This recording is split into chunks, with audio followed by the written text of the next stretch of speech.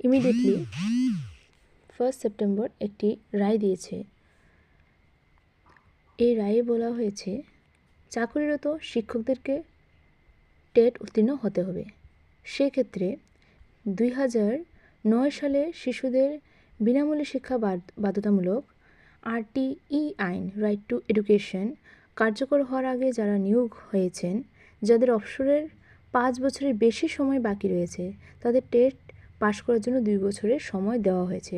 সেক্ষেত্রে বলা হয়েছে যেসব কর্মরত শিক্ষক RTE আইন কার্যকর হওয়ার আগে নিয়োগপ্রাপ্ত এবং যাদের অবসর পর্যন্ত 5 বছরের বেশি সময় বাকি, তাদের টেট পাস করতে হবে আগামী 2 বছরের মধ্যে, নইলে তাদেরকে চাকরি ছাড়তে হবে। তারা বাধ্যতামূলক অবসরে যেতে পারেন এবং তাদের টার্মিনাল বেনিফিট দেওয়া হবে। তবে টার্মিনাল বেনিফিটের জন্য তাদের প্রয়োজনীয় পরিষেবাকাল থাকতে হবে। যদি কোনো শিক্ষকের পরিষেবাকালটা কম হয়, সেক্ষেত্রে দপ্তর আবেদনের ভিত্তিতে বিবেচনা করতে পারে।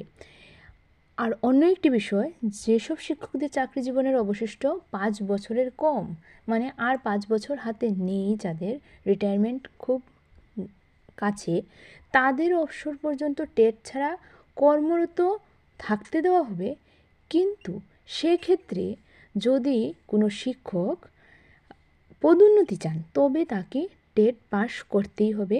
টেট পাস না করলে তার পদোন্নতি যোগ্য বিবেচনা করা হবে না, কিন্তু সে চাকরিটা করতে পারবে।